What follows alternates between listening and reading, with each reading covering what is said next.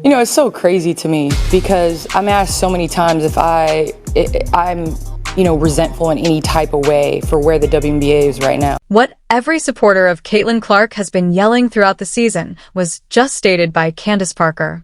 And the old guard in the WNBA didn't want to hear it at all. And the league must pay attention, particularly the commissioner, because it has only gotten worse, despite our hopes that a new season would bring a new approach toward Caitlyn and her admirers. The animosity is deeper, the jealousy is louder, and the double standards are more obvious than before.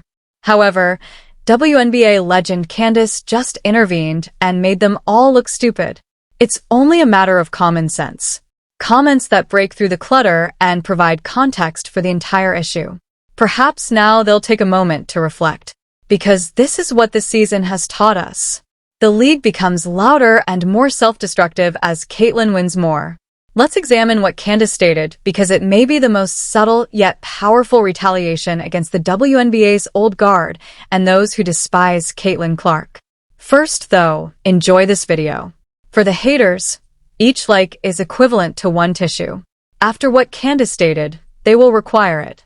Remember to subscribe for more updates on Fever and Caitlyn Clark. Alright, so why does it matter and why is Candace speaking up now? Here is the primary explanation, though. Out of women's basketball for a horrible team when she arrived. Outside of LeBron and Steph, she is the most well-known basketball player currently playing in the United States. Oh, yes. And I don't think that's close. The WNBA is now growing at an incredible rate. And Caitlyn Clark is the reason for it all. In sports, it's the worst-kept secret. Not only is Caitlyn Clark the most well-liked player in WNBA history, she is probably America's most well-liked athlete. Forget about it. The numbers from the previous season are all known to us. TV ratings have reached a record high, ticket sales have surged, and merchandise is flying off the shelves.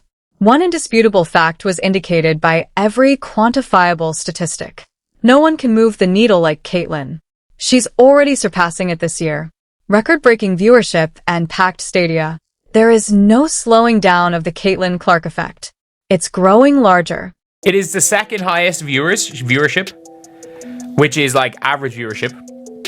However, it was the highest peak of any game ever on CBS. This season, a record number of people are tuning in to watch Caitlyn Clark and the Fever. A preseason exhibition match against Brazil attracted 1.3 million views at first. Give that some thought. The results of a preseason game were better than those of most regular season games. Then came the first game of the season. It was the most watched WNBA regular season game in 25 years, with an average of 2.7 million viewers against the sky.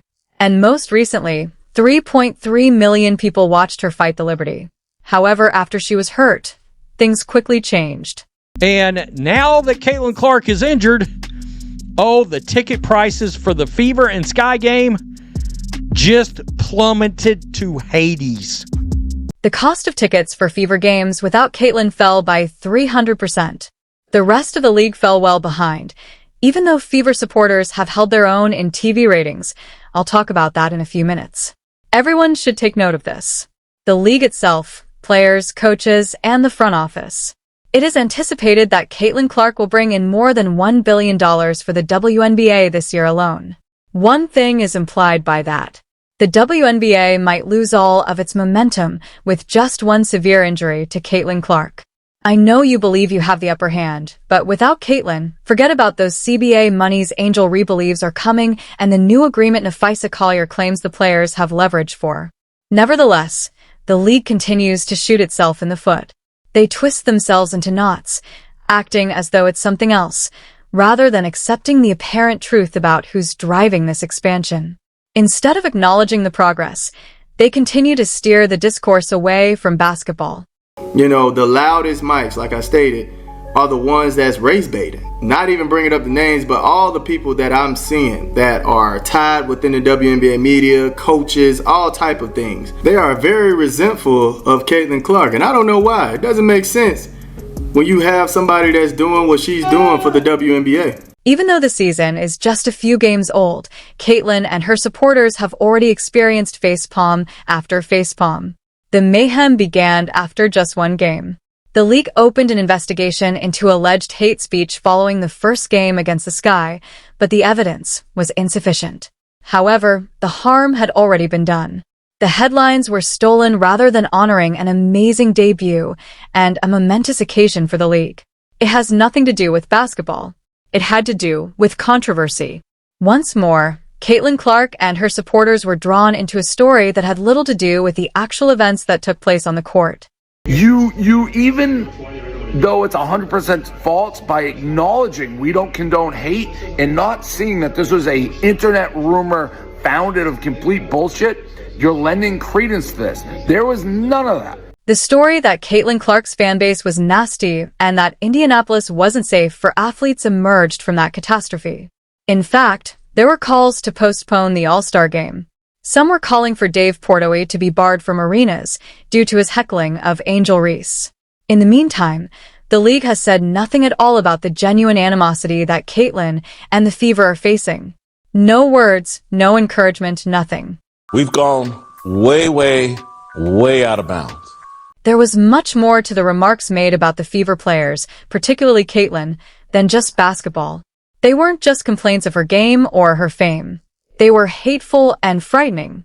The kind of stuff that's being said to them, the stuff that's being said to Kelsey Mitchell, the kind of things that are being said to Natasha Howard are actually wild. People have taken a photo of these women and circled a bullseye on them and have said, "It's on site when I see you." Those are actual threats. These weren't just harsh comments. They were legitimate dangers. The kind of personal targeted attacks you'd expect the league, especially one that continually touts its stance on hatred and inclusivity, to at least announce. But instead, quiet, no statement, no defense, no support, and it only grew worse. Fans on X are now accusing Caitlyn of exploiting her assistant coach's baby as a prop. Caitlyn Clark is getting some of the grossest, most morbid comments, racist, hateful. We're talking the cup runneth over with hate. Here, Kathy Engelbert, you're no space for hate? Where are you right now? Yes, it is correct. Because Caitlyn is holding a baby, they are attacking her. We are dealing with that level of conversation. Conspiracy has replaced criticism, and the league has yet to respond. Thus, the animosity directed at Caitlyn and her followers has completely vanished. If anything, it has just gotten worse. There is still opposition to recognizing her influence despite all the statistics, sold-out games, and record-breaking viewership. Additionally, it begins at the top.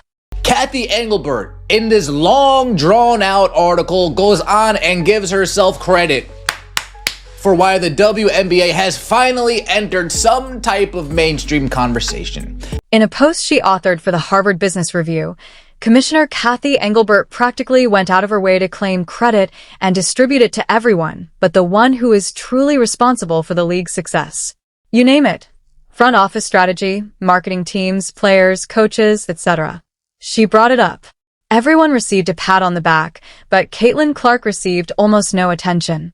To new followers and outside observers, our organization's success might seem overnight and even lucky, prepared by a singularly exceptional group of college players coming into the WNBA. However, we could not have capitalized on those advantages without years of hard work and preparation. Years of hard work and preparation. It might have seemed like it came overnight. More than a McDonald's fountain soda, she significantly lessened Caitlyn's influence. As these rookies joined the league, regular season games attracted an average of 1.2 million spectators, rising 170% from the previous season, according to Engelbert's report, which included Caitlyn Clark along with Angel Reese and Cameron Brink. However, your dog, I, and you are all aware of it. On average, 1.2 million people watched Caitlyn's games. However, there's a never-ending race to give gold stars to anyone but Caitlyn since the old guard can't abide that she's getting all the praise. They just can't. They just can't not even wrap their head around. They can't just accept, okay, this person is more popular than me, or this person is more popular than the player that we want to push. Being envious is one thing. It's human. However, what we're witnessing goes beyond that. There's this need to knock Caitlyn down in order to feel better, for some reason. And far too often, people immediately blame racism for the attention she is receiving, as if it had nothing to do with the fact that she broke 62 WNBA records, was named a first-team All-Star, finished 4th in the MVP voting, and, in her first season, pulled a bottom-dwelling team into the playoffs. It's crazy because, whether they like to acknowledge it or not, Caitlyn Clark's contributions are improving everyone's circumstances. It doesn't end there when she is in the spotlight. It highlights the league as a whole. When they play in these arenas where there are 15 to 20,000 people in the stands, they are in front of people that they haven't been in front of before. That is an opportunity for all of us fans to get to know all the players on the court, all of the players in the WNBA, to pick new favorite players, to pick other teams that we want to follow along. Legends who have actually constructed this league and are aware of the risks have already voiced their opinions. One of the most revered voices in women's basketball and a Hall of Famer is Lisa Leslie. When she pointed out the jealousy around Caitlyn Clark, Mike essentially dumped the entire WNBA. I think it's all about money, marketing, and we cannot deny what Caitlyn Clark has done for the women's game. I'm not going to act like it's something that we don't see.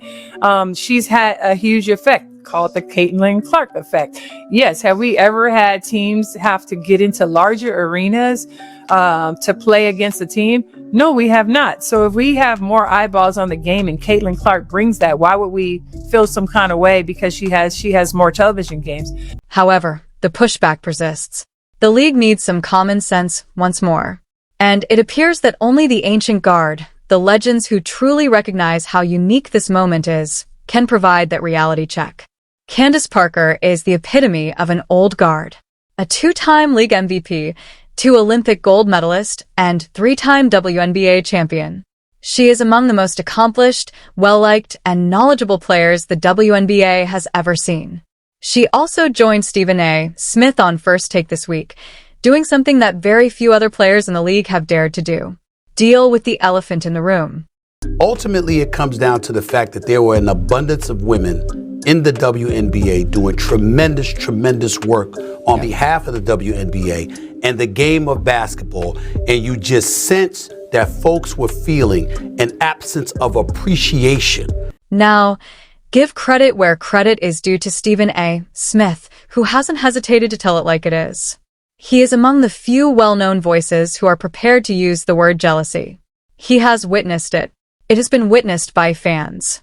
It's evident to everyone watching the WNBA at the moment. Additionally, he gave Nifa Collier, who had voiced dissatisfaction with Caitlyn receiving more nationally broadcast games, a logic bomb on First Take. But then this dude named Michael Jordan came along.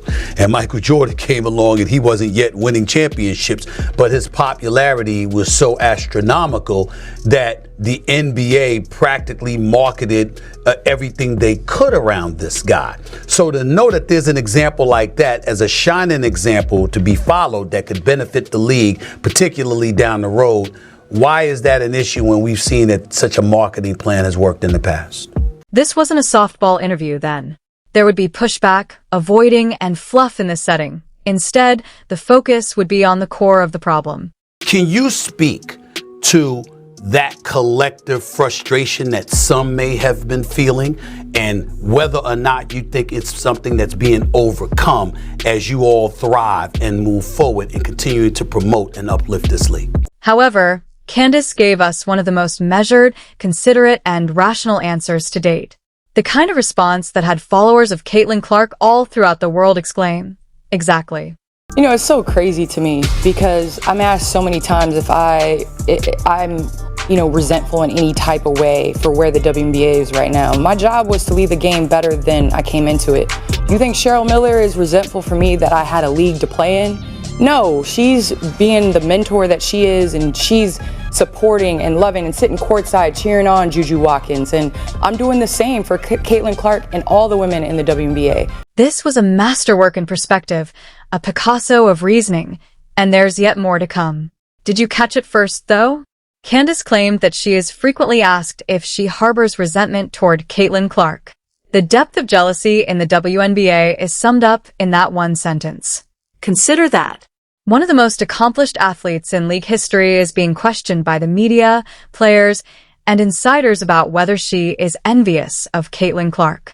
It provides all the information you require. However, Candace provided the correct response, which ought to be the norm. She stated, "It's not about being jealous of who's next. It's about getting the game to a place where it's ready for the next star. You don't have to downplay Caitlyn. You don't have to act like her success is some fluke or ignore the fact that she's lightning in a bottle. Instead, be proud that you built the platform and then support her because, get this, it's good for everyone." Candace wasn't done yet. She made it plain even if she didn't state it exactly. She was criticizing all the noise, particularly the racial talking points that have been subtly and occasionally overtly undercutting Caitlyn's ascent. I tuned in when Kevin Durant went back and played Russell Westbrook, and they bumped shoulders and everybody was tuned in. But I want to keep it within the lines of the game. And I think that's what's the most important. Now everybody has a Twitter finger. Everybody can have reach to, the WNBA and make comments. But really the key is let's keep it about basketball. That's my thing. And when we do that, then we're able to really grow the game and what it represents. You hear about the WNBA and the naysayers on Twitter saying, keep it about basketball because all these racialized opinions aren't helping the game grow. Nothing is being built by them. That they are merely highlighting the WNBA in the worst way possible, as a league that is internally disintegrating and unable to commemorate its greatest achievement without escalating into a cultural conflict. They want to paint the narrative that it's a white and black thing going on, and now that toxic energy is spilling over to people who don't even watch the games. So now they feel like they are a part of the league just because they know or feel like they know what's going on with the race thing. Like, cut it out, man. You all want the league to grow, but you all saying keep it about basketball, but y'all not keeping it about basketball. I don't get it. All Caitlyn Clark has done is go out there, perform, and give the audience exactly what they were looking for. She has developed the game in a way that the WNBA has never witnessed before. Color has never been a factor in anything she has done. There hasn't been any animosity or disdain for the fans, other players, or the legends that came before her. She has actually shown nothing but respect. She praised the competition, shouted up her teammates, acknowledged the athletes who paved the way, and demonstrated true humility at every turn. No one is being destroyed by her. She is elevating the sport as a whole. Listen to Lisa Leslie's remarks regarding her admiration for the game's legends. And I love that. I love that she's not the player who's like, it's all about her. It's not. She's giving love and homage to those of us that have come before her. She shares the wealth with her teammates, and she doesn't have to do that. This comes from a pioneer who contributed to the WNBA's development. Candace Parker is now emulating the attitude that all athletes ought to possess. Leave the game in a better state than when you entered. In order for players like Caitlyn to continue carrying the torch as she did in the past. This is how it operates. Jordan led to Shaq, Kobe, LeBron, and now Luka and SGA, just as Bird and Magic led to Jordan. In order for the following generation to shine even brighter, each generation advances the game. But now, because of visibility, listen, I still know the Dominique Wilkins. I still know, all of those players, the Dr. J's and all that stuff. I don't think they're not salty that MJ came along and grew the game. I mean, that's what it is. Lastly, Candace discusses the necessity for the league to change its ways because this isn't just about Caitlyn Clark. It has to do with the league's future. WNBA as a whole is in an amazing place. Now it's about business to me. Candace is aware that it's all about business in the end. It's not just highlight clips that Caitlyn Clark excels with. For business, she's amazing. If you have a good product and your biggest hurdle is getting people to sample the product, she's a godsend. There's no denying it. With Caitlyn Clark's injury, They were rudely awakened if they believed they had the upper hand heading into the following CBA without her. However, do you recall my statement that the Fever supporters were doing well? In all of this, that is crucial. Look into this. The Indiana Fever's matchup on Friday versus the Sun drew 851,000 viewers, becoming the most viewed WNBA game on ION this season despite Caitlyn Clark's absence. Even without Caitlyn Clark, the Fever continue to draw large crowds.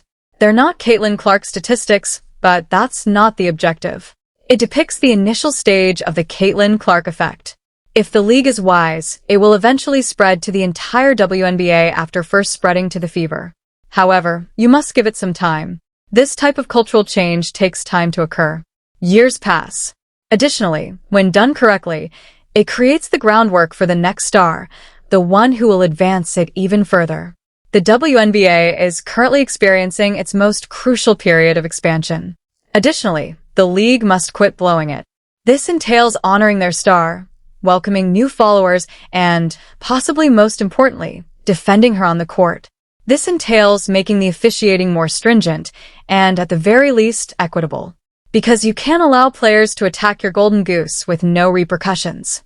This environment, which is perilously near to self-destruction, has a better chance of stabilizing if more players like Candace Parker speak up. Will the league eventually learn? That's the big question at hand. Or will their incapacity to embrace Caitlyn Clark and the millions of fans she has brought with her prove to be their Achilles heel, ultimately holding them back indefinitely? You are exactly what you are for staying here, so if you're still here, leave a GOAT comment. I appreciate you watching. I'll see you later. Thank you so much for watching.